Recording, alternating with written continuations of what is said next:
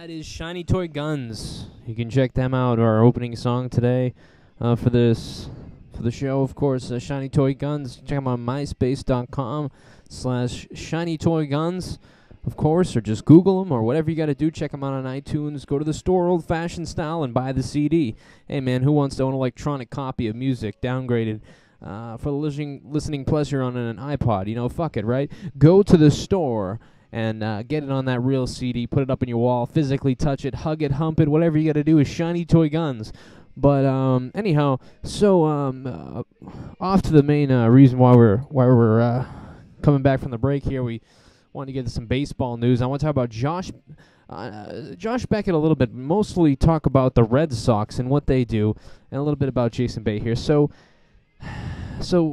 my topic written down here, I wrote down the Red Sox don't care about their players, but they do care about getting new ones, and they care more about new players than old players.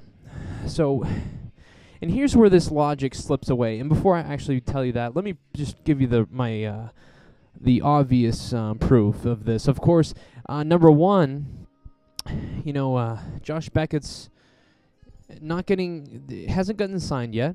They've signed Lackey for this big contract, and you know it seems like, you know, Beckett won a World Series, and it looks like, you know, you would think you'd want to lock a guy like that up. Him and Lackey have basically the same numbers, and you know, they basically have the same thing going on. We could have two of them, so why not lock up Beckett? But they don't do that.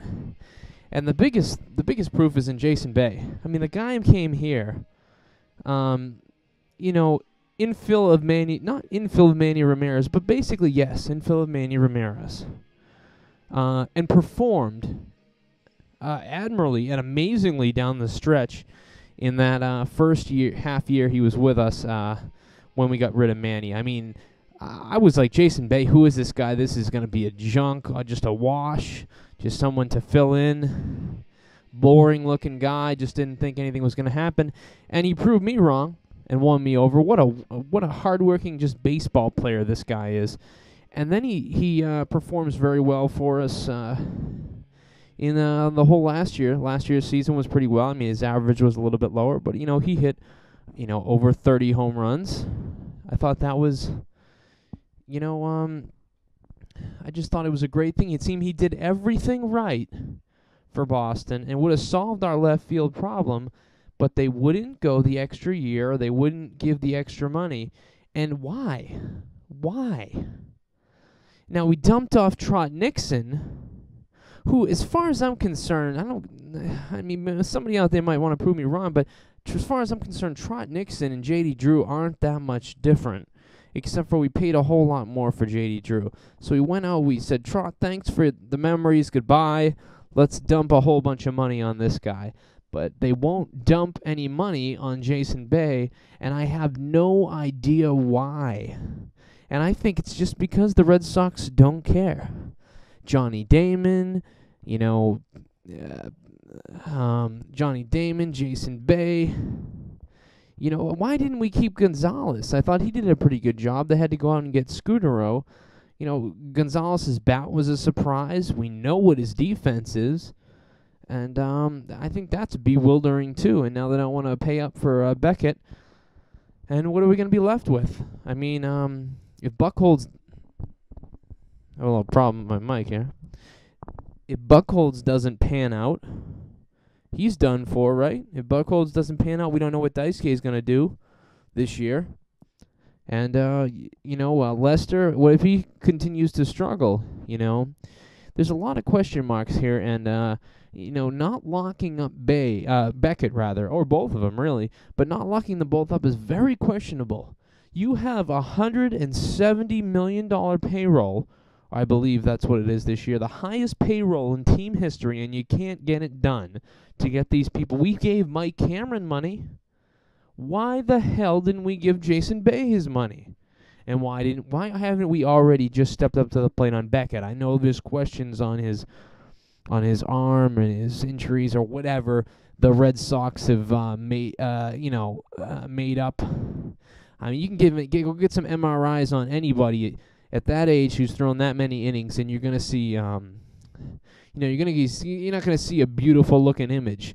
So for them to say that's the reason, I think that's bullshit, basically. And they're